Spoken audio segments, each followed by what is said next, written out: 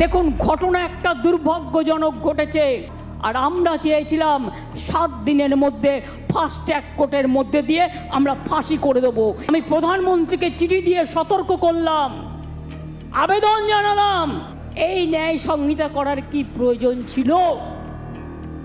আমি এখনো বলি, রাজ্যের হাতে পাওয়ার নেই। রাজ্যের হাতে পাওয়ার থাকলে আমি 7 দিনে করে দেবো।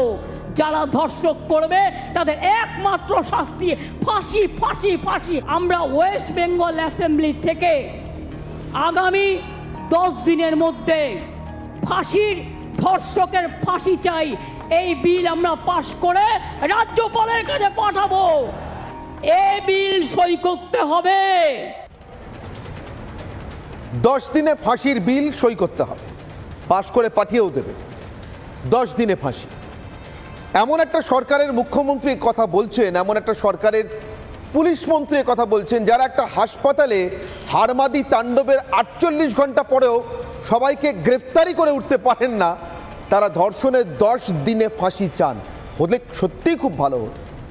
নিশ্চিতভাবে আমি এবং আপনি, আমরা কে সমর্থন করতাম না, কিন্তু আমরা সবাই জানি যে তদন্তের জন্য এবং বিচারের জন্য যে সময়টুকু লাগে, বাস্তব সেই সময়টুকু দেওয়ার জন্যই 10 দিনে ফাঁসি দেওয়া সম্ভব নয়। কিন্তু পশ্চিম